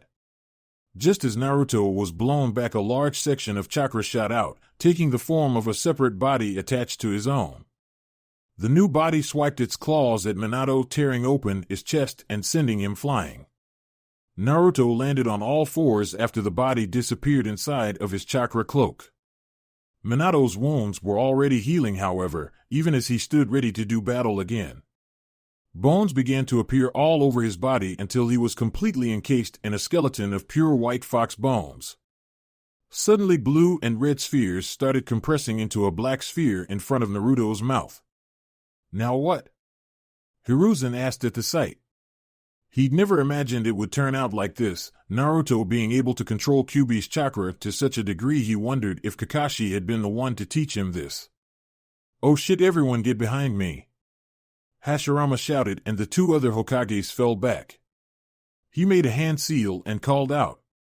Mokutan Mokujihiki, 27 barriers made of wood shot up from the ground. Kubiko Imari. The compressed chakra projectile exploded across the terrain, its force literally reshaping the countryside into a large canyon which stretched all the way to the base of the nearby volcano. After the dust cleared, however, the three remaining Hokages could now be seen across from the nine-tailed chakra skeleton fox. Minato appeared to be relatively unharmed, if a little exhausted. Hashirama, though, looked like he was about to go into cardiac arrest. Then there was Hiruzen. His body was falling apart, his arms were gone, and his face looked as if it was missing a cheek. Heh, nicely done, Naruto-kun, you've made this old man proud, were his final words before his body completely collapsed, leaving only the sacrifice's body behind. Old man Minato said upon seeing him. Suddenly he shot toward Naruto again with a jutsu in hand, Rasengan. Naruto dodged the attack and counterattacked faster than Minato could react. His skeleton claws slashed through Minato's upper body just as he brought his tails to strike down on his opponent. Before he could complete his attack, however, wooden columns shot out the ground and grabbed his tails along with his midsection. Damn it, I'm out of time, Naruto growled as Hashirama appeared in front of him and slammed his hand into the Kitsune Sennin's chest. The necklace the Shodai wore glowed bright green as he completed his jutsu, Hokage Shiki Jijuin Jutsu Kakwan Nitten Suishu. Naruto cried out in pain as the Yuki surrounding his body was forcefully suppressed, leaving his healing body crumbling to the ground. The two Hokages withdrew a moment later as Naruto struggled to stand once again. Well, there goes Kyuubi's chakra, damn it, the Taiken winced in pain as he has looked over at the two regrouping Hokages. Run away, Naruto, you can't win, Minato pleaded. Naruto's response to make one single hand seal and two clones appeared at his side, Kage Bunshin no Jutsu. He held out his hand to his side. Not a chance in hell, you're right, I can't win, but that doesn't mean I'll just give up. A deafening screech echoed through the area as the two clones charged his next and last jutsu. This that the jutsu from before? No, it's different, Hashirama mused. It can't be, Minato said with wide eyes. Futon Raisin Kamikaze. Naruto called out as he hurled the crimson-yellow chakra shuriken at them. Oh shit! Minato shouted as he made to dodge the attack. It expanded a moment later, engulfing everything within a 20-mile radius in a spinning sphere of wind and destruction. Trees, rocks, and even the nearby mountain were all ripped apart by the spiraling vortex. A moment later, the large ball of power exploded with enough force to level the entire forest and leaving a rather large crater where there was once a beautiful countryside. When the dust cleared, Naruto and Minato were the only ones left standing. The Shodai, having been torn apart by the last attack, his necklace had fallen to the ground in the center of the crater. You're the last one left, Dad, Naruto said between breaths. And you're at your limit, the Yondaime responded. I'm proud of you, I'm proud of the man you've become, he stated clearly. Tears filled Naruto's eyes as he nodded. Let's finish this, Dad. Yes, let's, Minato said as they both shot toward each other. Rasengan. A moment later, the world was consumed in light. Spring Country, Mount Yuki. The echo of one final explosion was heard by all across the battlefield as the last of the combat died down. Harunins were wiping out the remaining Odo stragglers while Temari and Darui searched for Naruto and Yujito amongst the chaos. They found Yujito near the nearby volcano, her head having been hit on the ground, and she appeared to be bleeding badly. How is she? Darui asked worriedly. I only know first aid. We need to get her to a proper hospital right now, Temari told the Kumo Jonin. Darui nodded and lifted the Nico Sennin into his arms. I'll take her. You should continue looking for Taiken-sama. Temari nodded as she watched him take off towards where the Haru field camp was located. She turned quickly and took off in the direction she had seen the large wind ball detonate, silently hoping to find Naruto alive. She arrived few minutes later. It looked like someone had literally carved the ground out and didn't care about what was in the way. There were two large craters, one bigger than the other, and a large canyon stretching for miles. The entire forest had been leveled. Trees and branches were scattered all around the crater, creating a haze too thick to see clearly. She caught a glimpse of yellow and red in the center of the larger crater. Upon closer inspection, she found that it was Naruto standing over the crumbling body of the Yondaime Hokage. Naruto didn't look much better. He was bleeding all over and his right arm looked like it was broken. Probably from repeated use of his Rasengan Jutsu over a long duration. That Futon Raisin Kamikaze probably didn't help much either. I guess this is goodbye, Naruto said as he looked down at his dying father. Minato just smiled up at him. True, I wish I had more time, but I want to see Kushina-chan again. About Kyuubi, I understand why you did it and you made the right choice even if I don't agree with it, Naruto said, trying to find the words. Minato just smiled as what was left of his body collapsed and crumbled into oblivion. The sacrifice used as the body was left lying peacefully and would forever remain still. Temari appeared at the Taiken's side a moment later. She waited a few seconds until he was finished. Naruto turned to her. Report. The last of the Harunins are being rounded up now. Yujito Dano has suffered injury and has been taken to the nearest medical facility. Darui-san is with her, Temari informed him, just as she would the Kazekage. Will she be all right? He asked. The Suna Kunoichi nodded. She should be fine. That's good. What about Kabuto? Naruto then asked. We believe Yujito Dano killed him when the volcano erupted, she replied. Naruto sighed in relief at that. All right. As soon as the last of the Odo survivors have been either killed or captured, I want all forces to secure the port along with any ships still intact. Even if they're barely seaworthy, they would be a good naval force for the Alliance.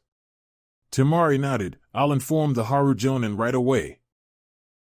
Spring Country Kazahana Palace. Will she be okay? Naruto asked as he looked over the bed where Yujito lay. His arm was in a cast though because of his healing factor he could take it off tomorrow. Koyuki nodded with a smile. She's strong. She'll survive. What about you? How are you holding up? Naruto looked up at her. I'm fine, I guess. I never dreamed I'd ever have to fight my own father or the old man for that matter. Koyuki nodded at that and held out the Shodai's necklace. We found this in the larger crater. Naruto saw it and took it into hand, a chakra crystal necklace just like my old one. I've talked to my advisors and I've come to a decision. Koyuki spoke clearly and Naruto sat up at the tone. We will join the Elemental Alliance and we will provide whatever support that is required. Naruto nodded. Thank you, Daimyo Dano. Koyuki chuckled at that. I see you've picked up some manners since you were a kid. Naruto chuckled as well. Well, let's just say Yujito straightened me out and leave it at that. The sound of an audible groan filled the room and the two daimyos turned their attention back to the bedridden Kumonin. Yujito's eyes fluttered open and saw the two other occupants in the room. This doesn't look like heaven. If it is, then I want my money back. The Nico Sennin turned over and buried her head in the pillow. Afraid not? What's with the money? Since when did you pay for stuff? Naruto asked with a grin. His response was a pillow being thrown at him. It caught him dead center in his face and knocked on his ass. It's good to see you too, Yujito, Naruto said as he pulled himself back into his seat. Yujito turned back over and looked at the two. Well, what happened exactly? The last thing I remember was the volcano erupting after I killed that snake bastard. The Haru Nins rounded up the last of the Oto Nins, Koyuki began. We also managed to salvage a couple of the ships off the coast, she continued. Naruto nodded at that. I dealt with the Hokages, but they were falling apart almost constantly. I think when you killed Kabuto they must have been drained or something because I was still able to beat them despite being outnumbered. There's also the fact that you're pretty beat up, Naruto-kun, Koyuki added.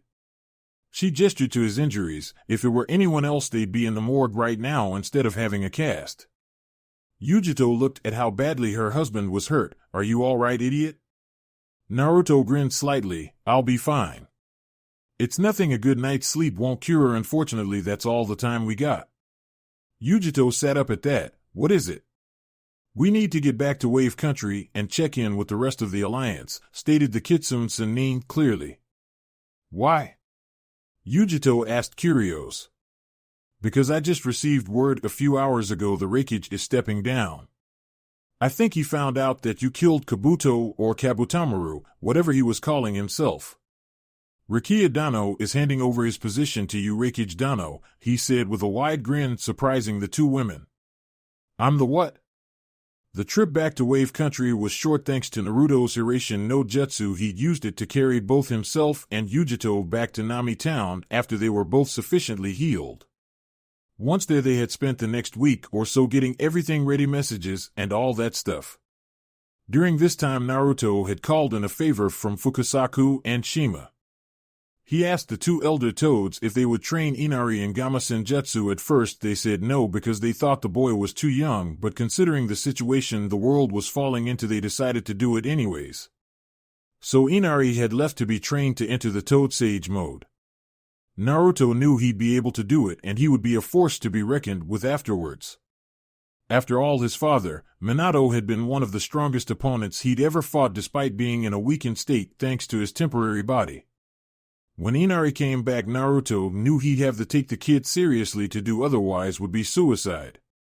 Yujito had been instated as the Godame Reikage. Much to her own surprise, she'd of course gone home to get everything in order. Her grandfather had agreed to handle the internal affairs until the war was over. He'd hope it wouldn't be too long. This brings us to the current situation. In the living room of the Wave Daimyo's home was a map of the elemental countries hanging on the wall. Naruto stood in before it. His gaze resting on a specific area of the map. He didn't hear his wife enter the room. Naruto? She asked as she saw him staring at the map. Is something wrong? Her voice was a little worried. I will unite the world under one banner, one country, one military, one ruler, one lord. My plan is to bring all of the nations together, unite them all, and then completely obliterate the ninja system from existence. He'd said those words so long ago, it was finally happening. He just wished Jiraiya and Nagato were here to see this. Naruto? Yujito asked again. This time the Taiken turned and smiled. I was just thinking. About what? She asked as she approached. The past, the future, he said as he looked back at the map.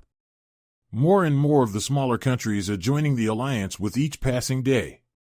Whether it's because of fear or because they believe in it doesn't matter now. I've finally accomplished my goal of a united world. But Yujito trailed off, wanting him to continue. But I can't help but think that Madara isn't going to let this stop him, Naruto finished. Yujito nodded, knowing the Uchiha founder would stop at nothing to create his new world. What do we do then? Between the military strengths of Suna, Kumo, and AIM, along with the economic power of Wave and the technological power of Spring, it would be difficult to wage a war like the kind he wants. Not to mention we now have control over both Sound Country and Earth Country following Kabutamaru's death, the Godame Reikich stated clearly. Naruto nodded at that. I don't think it will be enough though. Then what do we do? She the question. I think it's time we return to Konoha. Don't you? Chapter 35 Falling Leaves. Fire Country, Konoha Main Gates. Konoha used to be the most powerful of the 5 great shinobi villages that changed after the Battle of Pain almost a year ago. It was a long and bloody conflict which brought Konoha to its knees, just the same as the monstrous Kyubi no Kitsune did 17 years ago. Since then the village had been rebuilt and life tried to go on as usual. It was difficult, however, between the civil war with Danzo and Senju Tsunade moving to Wave Country in Alliance territory. Konoha's power was at an all-time low.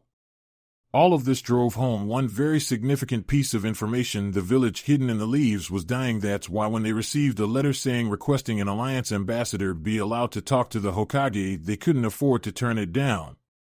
To do so would make it seem as if they were as weak as they had become. They couldn't have that. She couldn't have that Haruno Sakura.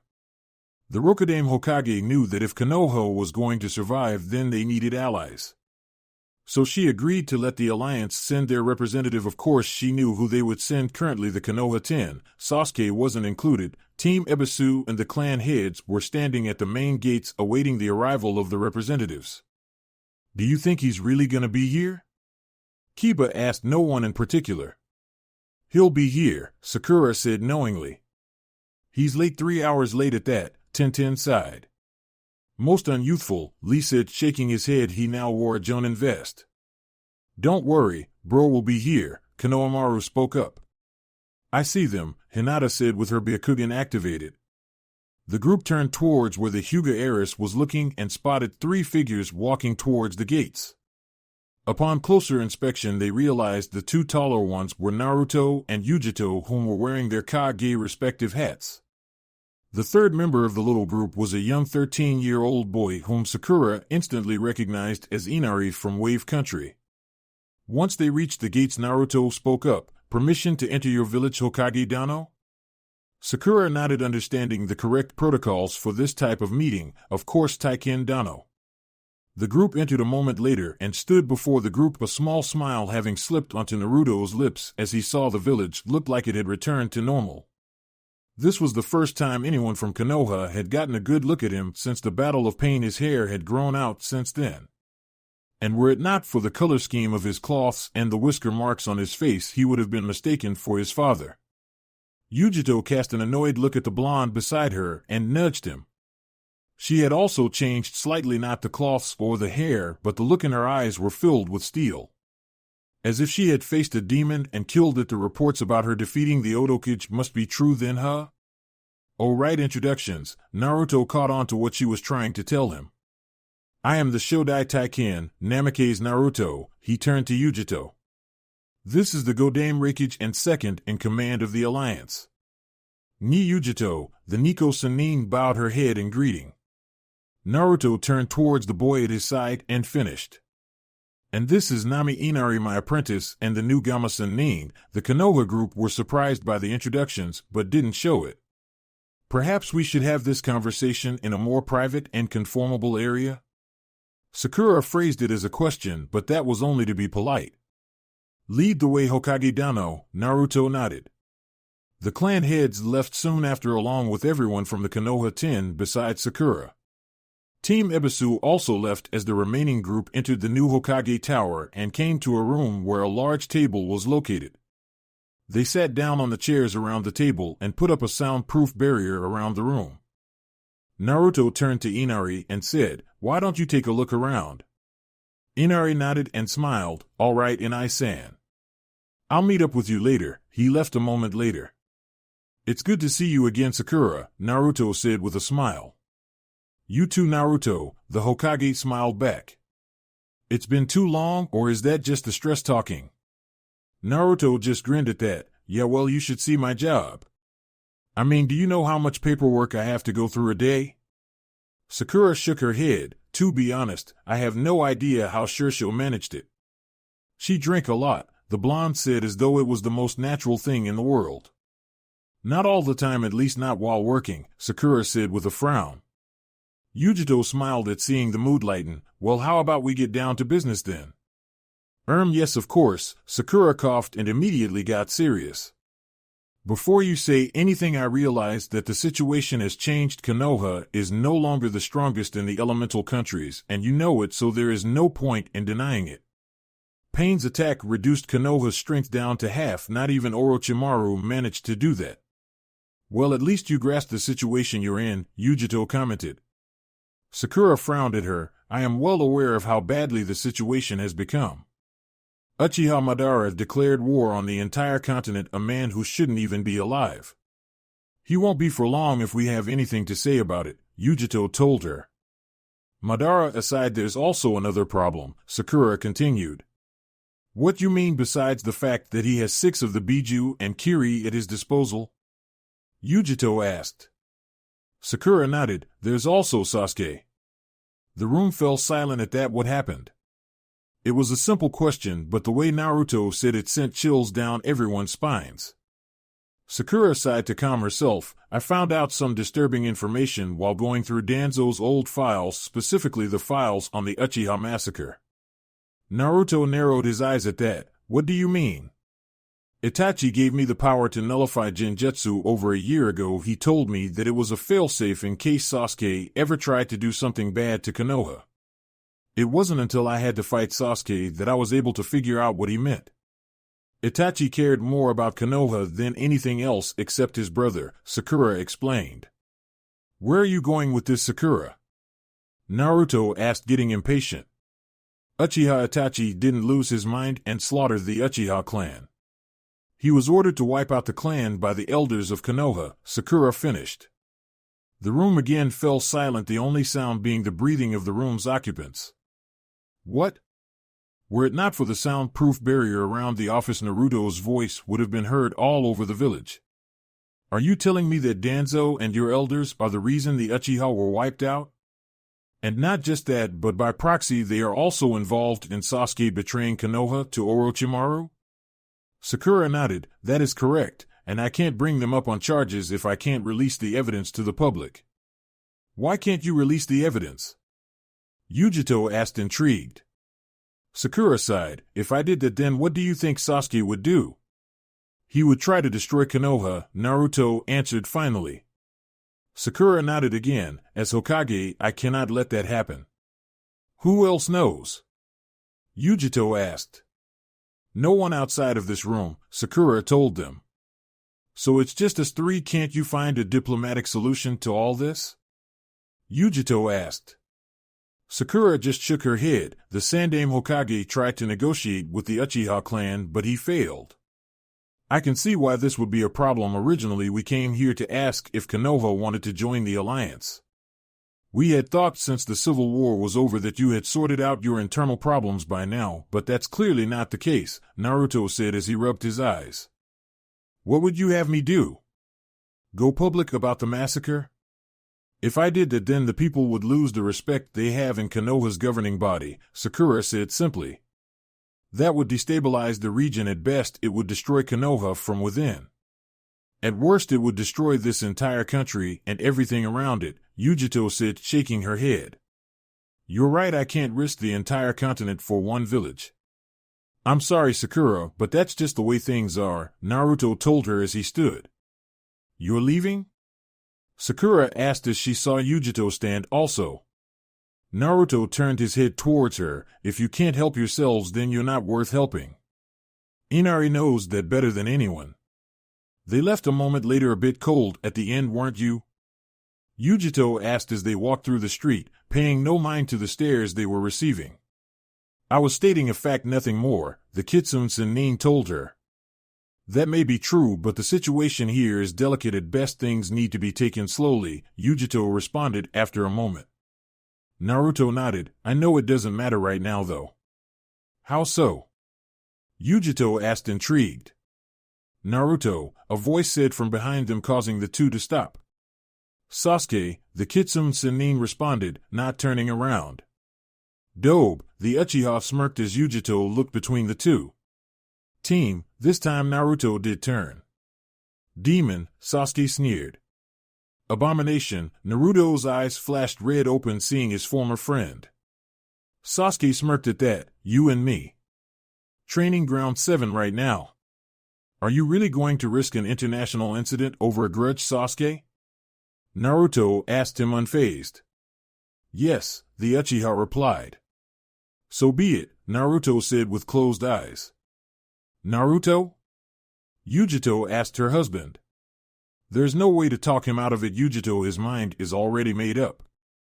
That's just the way things are, Naruto stated, turning away. Fine, but answer me this, is this what you call a diplomatic solution? The Nico Sennin asked him, annoyed. Naruto just grinned, oh hell no. This is what I call aggressive negotiations. I've been reading way too many Star Wars fics lately. Fire Country, Konoha Training Ground 7. They arrived at the training area. 10 minutes later, they didn't even talk. Not so much as a word was uttered as they stood across from each other in the large clearing. Before they could begin, however, Naruto walked over to the memorial stone in the corner. What are you doing, Dobe? Sasuke asked with narrowed eyes. Naruto didn't answer, instead looking over the names of everyone on it. He finally found what he was looking for. I've never looked over this before. Watch over us, Mom, Dad. He traced their names with his hand. Dobe? Sasuke spoke up again, getting annoyed at the delay. Naruto turned towards him. Before we start, Sasuke, let me ask you something. Do you have someone precious to you? Sasuke just grunted. Attachments make you weak. Then you are lost, Naruto said simply, and the air around him started to spin. Hybrid mode activated. Naruto's eyes narrowed into vertical slits and a red outline appeared around his pupils. In response, Sasuke's eyes spun widely into the Mangekyo Sharingan as lightning sparked from his body. No words were uttered as the two dropped into their own fighting stances, then never leaving their opponents. Yujito watched from the tree line. She wouldn't interfere, of course. This was Naruto's fight. She knew he had to do this. Even Madara had said so. Let's go wild, Naruto said clearly. Chidori Senbon, Sasuke whispered as he unleashed a salvo of Senbon needles at the blonde. Naruto deflected them with his chakra shield, Futon Rasen. Sasuke appeared in front of him a moment later, swung his sword from the side, Chidori Nagashi. The whirlpool sword flashed into the blonde's hand and he parried, Futon Hein. The two broke away a moment later. He's gotten better, but compared to the Hokages and Rikiya Dano, he's nowhere near their level, Naruto thought as he saw the Uchiha settle into another stance. Amaterasu, Sasuke whispered as black flames shot out towards the Kitsune Sennin. Got to dodge, Naruto narrowed his eyes and let his chakra consume him. Futon Kaze Shuenpa, he disappeared in a flash of yellow, completely evading the black flames. Naruto appeared behind his opponent instantly, and the Uchiha turned to intercept. Only to be blown back by a punch to the gut, which sent shockwaves through him, Futon Rasengan. Sasuke crashed with a deafening roar. Are you done yet, Sasuke? That was a direct hit. I landed on you. If I had aimed for your head or something else vital, then you would be dead right now, Naruto stated clearly. Sasuke stood up encased in what looked like a Yamabushi, Susanoo. Well, it looks a lot different than the last time I saw it. It was true the last time he saw Sasuke use this particular jutsu was back during the Konoha Civil War. Sasuke could only sustain the bones and arms back then now, though he seemed to have fully constructed one to protect himself. "You can't defeat me now, Dobe," Sasuke sneered at him. Naruto didn't respond. He appeared above the Yamabushi and struck down with his sword, Futon Hein. The creature's head was split in half from the strike, causing Sasuke to strain in order to compensate for the damage. Naruto dropped down in front of him and dodged the large sword that the Yamabushi swung at him. Naruto in return sliced the hand which held the large sword clean off, causing it to dissipate. Naruto appeared right in front of where Sasuke was and swung his sword. It cut through, but what happened next came as a big surprise to the blonde. "Amaterasu no Tate," Sasuke whispered as the Yamabushi was suddenly covered in black flames. Naruto broke away and looked over the creature. Sasuke stood in its center with a crazed smirk on his face. His eyes were bleeding as he stared at his opponent. "Do you really think you can win, Dobe?" His eyes seemed to darken as if he were someone else. Again, Naruto didn't respond. He spun his sword around and held it like he would a dagger or a kunai. After channeling some more wind chakra, he threw the sword directly at Sasuke, whose eyes widened in surprise. The blade tore through the Yamabushi as if it were made of paper and struck Sasuke in the shoulder with enough force to blow him out of the creature. The Yamabushi dissipated a moment later as Naruto appeared behind the still-moving Sasuke.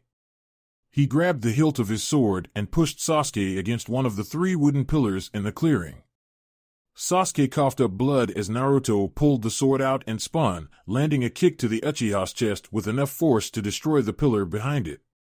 Naruto waited for him to move from where he lay. He didn't. It was over Naruto's side and looked over. His former friend Silence had descended upon the clearing as the wind settled. Yujito appeared at his side. "Are you all right?" Naruto nodded. "Yeah, just thinking." "Why didn't you end it earlier?" "It's clear that you were holding back," she asked as they turned away. Naruto just shook his head. "I wanted to see how far he had gone." "I see," Yujito said sadly. Just then Sakura and several Anbu entered the clearing. Naruto was about to speak up when the Hokage held up her hand to stop him. "We saw it all, Naruto. You're not at fault for this, just go." The Taiken nodded and turned towards Sasuke's unconscious form. "You know I could have killed him 3 times now. The first time at the Valley of the End, I could have stopped him at the end, but I held back because he would die. The second time was after his fight with Itachi, and now this time too." Sakura saw his eyes were still in hybrid mode. "I only spared his life on a whim." Sakura watched wide-eyed as he started walking away, the wreckage at his side the entire way. Thank you for your views, likes, subscriptions, and overall support of my ongoing efforts to bring great content to all of you. Check out my Patreon for more mature fanfiction. The link is in the description and like everywhere on my channel.